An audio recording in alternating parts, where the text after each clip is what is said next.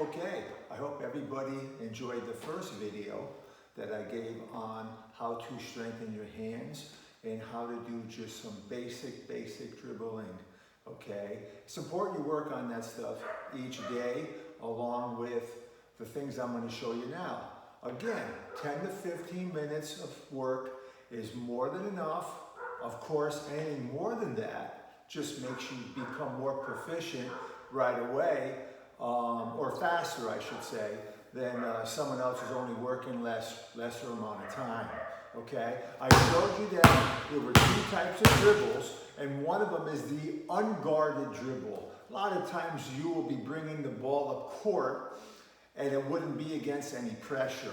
And that's where the dribble comes right up to right around your chest. Okay, obviously it has a longer distance to go from your hand up here all the way down to the floor. So you wouldn't be using this dribble if you were dribbling closely to anybody. And that's why we call it the unguarded dribble. All right? So you can dribble like this again, pushing the ball to the floor with your fingertips. Okay? You should be able to do it with both hands. I'm right-handed. This is my strong hand. Left-handed.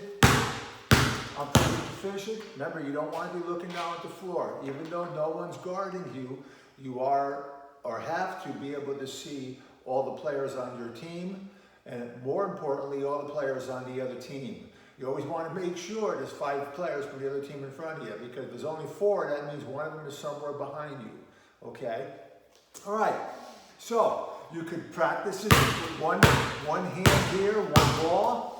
You could even use 2 balls, alternating and keeping the ball, bouncing it hard to the floor, bouncing it softer to the floor. I'm hoping you can hear me well, bouncing it softly to the floor. All right, that there is good, also strengthens your fingers. The other kind of dribble that I was talking to you about last week was the closely guarded dribble. This is the most important dribble. The dribble that you can control when somebody is guarding you. When I'm saying closely guarded, they're probably about an arm's length away from you. So that's the dribble that's not from the chest down to the floor. That's the dribble that is more from the lower thigh and the knee to the floor. Okay? You'll notice that I'm pounding it to the floor harder because I want it to go to the floor and come back up to my hand quicker. The longer that it takes for the ball to go to the floor and come back up to my hand, the longer or the better opportunity the defender has to steal the ball from me. So here I am.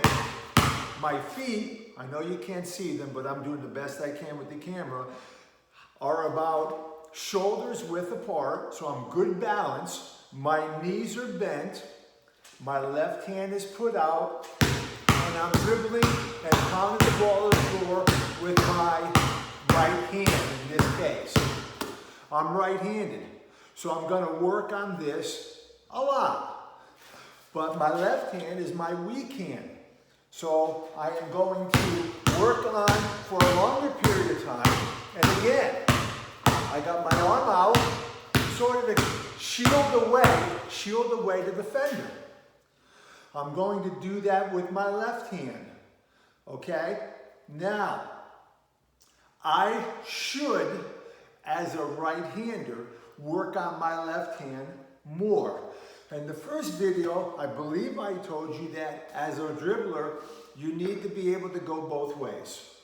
To your left, to your right. You don't want to be stereotyped as a right-handed dribbler only, because a smart coach, smart defender is going to take that direction away from you and force you to go the other way. Okay? If you can go both ways, you're a difficult player to guard. Okay? You can practice these dribbles right hand by itself, left hand by itself, or you could use both balls and dribble them both at the same time. Okay? The more you do it, the better you're going to get. That's obvious. And the better you are, the more you're going to be able to play on your team. The more you're going to be able to drive by somebody. Now, you don't only do this dribbling stationary like this. You can also do it moving around, which I'm kind of limited because I'm by myself with the camera, okay? You can do it moving around like this, going back and forth, switching hands, crossing over, and keeping that ball down constantly. Now, I'm not just looking at the camera. This is the way you should be doing it. That's the way you should be doing it. The crossover is real low. Okay, here I am, I cross over. Here I am, I cross over. Again, the ball is dribbled that way because you are closely guarded. There's someone right in front of you. Common sense will tell you the higher that you dribble that ball, the easier it is to steal. Do not dribble the ball up here. I officiate now, I coach now, I run basketball clinics now. I watch kids constantly, boys and girls, closely guarded, dribbling the ball up here and crossing over and going by there. It's an easy ball to steal. Common sense again, like I said before. The ball has to go all the way down to the floor and come all the way up. Bouncing it up here, the distance is probably twice as far and twice as long time-wise as it is down here, where you can bounce the ball and have it come right back up to your hand quickly. Now, being really proficient at that and having that defender dive at you to try to steal the ball, that's when you cross over and you go by. You dribble with your left hand, you take them that way, you cross over and you go by. The funny thing about basketball is, and I learned this over the years, is if I want to go to my right, the best move I could make is to my left first. I take the dribble, I take my defender this way, kind of dive, make them think I'm going that way, cross over and come back to my right. If I want to go to my left, the best thing I can do is take my defender to the right, cross over, and go that way there. Okay? In basketball, whether you're playing in high school or college, having two moves off the dribble is going to make you a very hard player to guard. Two moves off of the dribble. Okay? That means you're already dribbling the ball and you're going to make the move off of the dribble. Not talking about triple threat where I haven't started the dribble yet. I'm talking about where you have the dribble already. You've already started it. You can't stop it because then you can't start it again. Okay? Now, one of those is simple crossover. And for beginner dribblers, or even for experienced dribblers, set the defensive player up. I want to go that way, come this way here, cross over and go back. If I want to try to go to my right, because my right is my strong hand, I'm dribbling here, go this way, cross over and go that way. Okay? Now, if you're really, really good at it, you can start going behind the back. Same thing, I want to go to my left, I take them to my right, I go behind my back, and I go to my left. Or I'm dribbling, I come here, and I go that way here. I start going to my left, and come back this way here. Okay? There's so many, there's too many for me to go through with you. All I can tell you is the crossover is probably the most common one. And as common as it is, if you are a very proficient dribbler, you can go by anybody. It's how good your fake is.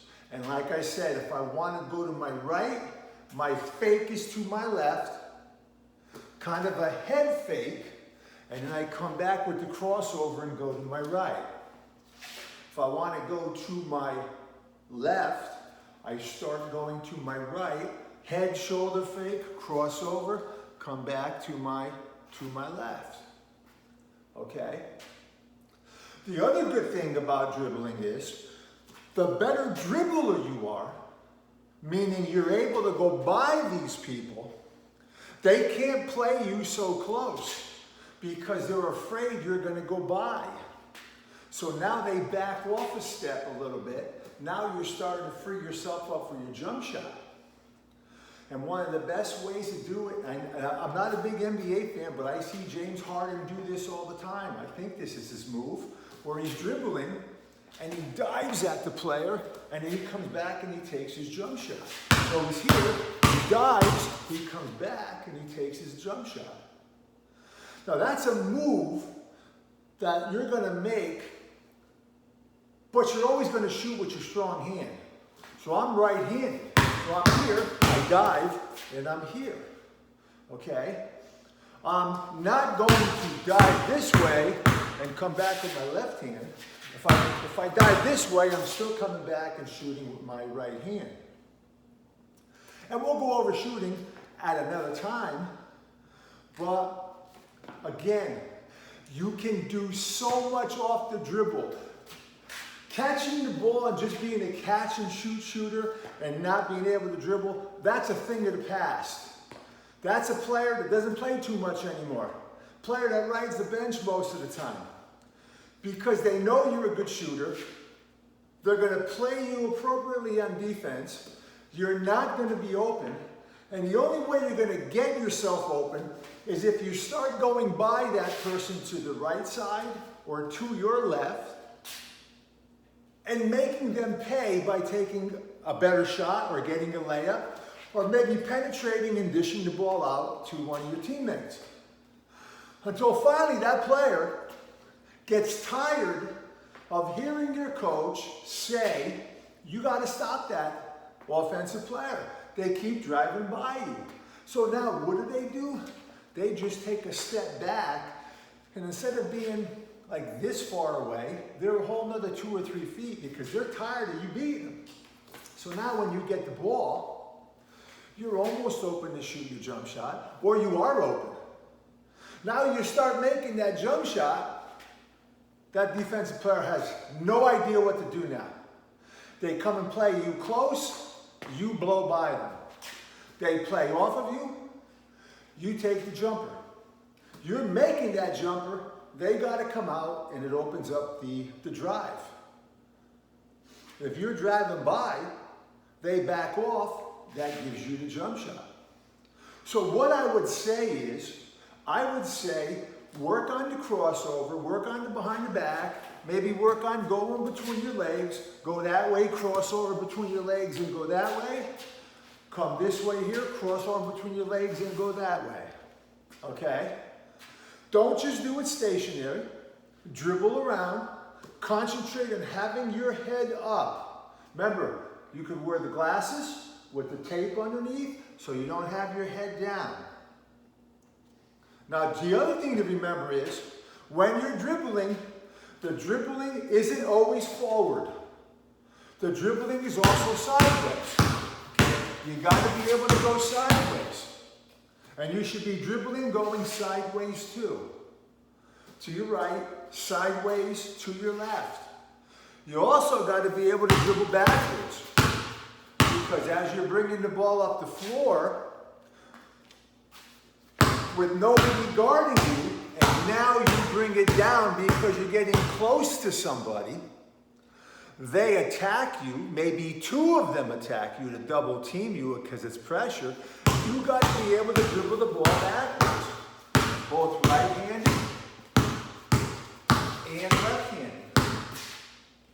So you should be practicing all of these different types of dribble regularly with both hands and keeping your head up so you could see your teammates, and so you could see your defenders, so you can run your offense, you could find your weakness on your defenders, beat them to the right, beat them to your left, dive, pull back and take the jump shot, or penetrate, dish to your teammate that's open, because their defender has to come over and guard you.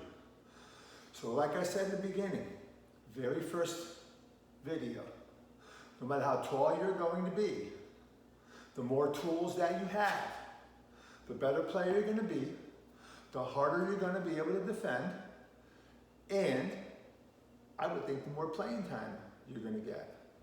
So continue to practice this.